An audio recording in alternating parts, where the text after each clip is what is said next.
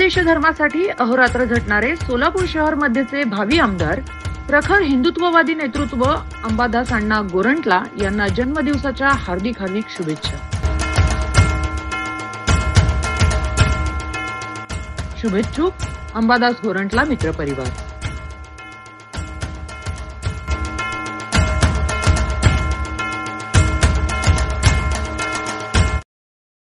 राज्यातील गोशाळांच्या सर्वांगीण विकासासाठी एप्रिल 2023 मध्ये सरकारने गोसेवा आयोगाचे गठन करून गोशाळांना अनुदानासाठी 100 कोटी रुपये मंजूर केले। परंतु पशुसंवर्धन सचिव तुकाराम मुंडे यांनी नियमावली तयार न केल्याने वर्ष झाले तरी आयोगाला निधी आणि मंजूर कर्मचारी उपलब्ध होऊ शकले नाहीत। त्यामुळे राज्यातील गोशाळांच्या विकासात अडथळा निर्माण झाला आहे। त्यामुळे मुंडे यांची त्वरित बदली व्हावी, आयोगाला त्वरित अधिकार देण्यात यावे अशी मागणी सोमवारी गोप्रेमींनी निवेदनातून केली आहे। या संबंधीचे निवेदन जिल्हाधिकारी कुमार आशीर्वाद यांना देण्यात आले। सर्व गोशाळातील गोवंशाला प्रतिदिवस प्रति गोवंश 100 रुपये प्रमाणे चारा अनुदान द्यावे आदी मागण्या निवेदनातून करण्यात आल्या।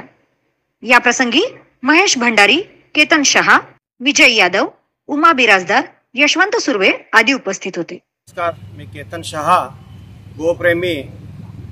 आज गोसेवा आयोगाला 1 वर्ष झालं, सरकारने अनुदान सुद्धा दिलं एकनाथ शिंदे साहेबांच्या मंत्रिमंडळाने, तरी त्याचा सदुपयोग करता येईना।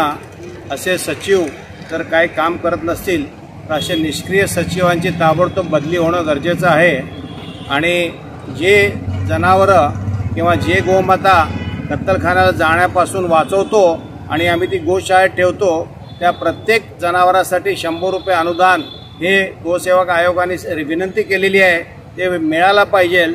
तसेच गायरान जमिनी ज्या आहेत त्या गायरान जमिनीवर अतिशय अतिक्रमण झालेलं आहे व त्या गायरान जमिनी गवत उगवण्यासाठी आज गोशाळेला देण्यात यावा, जेणेकरून त्यांचा चाऱ्याचा प्रश्न मार्गी निघेल। असे अनेक प्रश्न हे गोसेवक आयोगाने मांडलेले आहेत, पण कुठल्याच आमच्या विनंतीला सचिव काही मान्य करत नाहीत। म्हणून आम्ही सर्व आज कलेक्टरना निवेदन दिलेलं आहे व त्याचा आम्ही निषेध करत आहोत। जय गोमाता। मी महेश भंडारी, जिल्हा गोशाळा महासंघाचा अध्यक्ष आहे। आज आम्ही संपूर्ण महाराष्ट्रात गोशाळा महासंघातर्फे सर्व जिल्हाधिकाऱ्यांना एक निवेदन दिलेलं आहे। महाराष्ट्र गोसेवा आयोगाची स्थापना 1 वर्षापूर्वी झाली आणि माननीय मुख्यमंत्री साहेबांनी, उपमुख्यमंत्र्यांनी 100 कोटी रुपयाचं अनुदान गोशाळांना अनुदान देण्याकरिता एक महाराष्ट्र गोसेवा आयोगाची स्थापना करून त्यांच्या मार्फत दिली होती। परंतु या गोसेवा आयोगावरती असा एक शुक्राचार्य आणून बसवला आहे, तुकाराम मुंडे या अधिकाऱ्यानं हे संपूर्णपणे जे दिलेले अनुदान वगैरे आहे हे अडवलेलं आहे।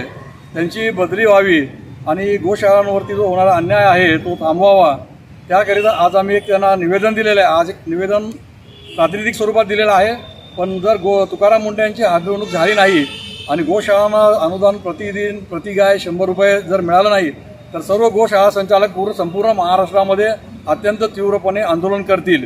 हे निवेदन आम्ही आज यांना दिलेलं आहे। साहेबांना निवेदन दिलेलं आहे। आता जे महाराष्ट्र सरकार आणि भारत सरकारने जे गोहत्या बंदी कायदे काढले त्यांचा मी आभार मानते आणि धन्यवादही मानते। आणि जे गाई कत्तलखान्याकडे जातात ते गोशाळेत येतात, त्यांचा चारा पाण्याचा प्रश्न सुटण्यासाठी प्रत्येक गाई 100 रुपये मिळालाच पाहिजे। आणि जर गोशाळेला जर मिळत नसेल तर त्याचा काही उपयोग नाही। आज आपला भारत देश कृषीप्रधान देश आहे आणि कृषीप्रधान देश असल्यामुळे आर्थिक नियोजन पूर्ण ह्या शेतीवर आहे आणि शेती हे गायीवर आधारित आहे। त्यामुळे गायी वाचेल तरच आपण सर्वजण वाचू, गायी जर वाचेल नाही तर आपण वाचूच शकत नाही। त्यामुळे गायीचं रक्षण करणं हे प्रत्येकाचं कार्य आहे। आणि मी सरकारला विनंती करते की ह्या गायीसाठी प्रत्येक गायी 100 रुपये मिळाला पाहिजे। आणि जर हे होत नसेल तर आपण सर्व गोरक्षक आणि गोभक्तांनी आम्ही तीव्र आंदोलन करू असं मी। जय गोमाता। कलेक्टर सरांना सर्व सोलापूर जिल्ह्यातील गोशाळा गोरक्षकांच्या वतीने अर्ज दिलेला आहे की जी गोवर्धन योजना आहे 19 पासून आखडलेली आहे, सरकार बदललं की योजना थांबली जाते, ती लवकरात लवकर शासनाने चालू करावी।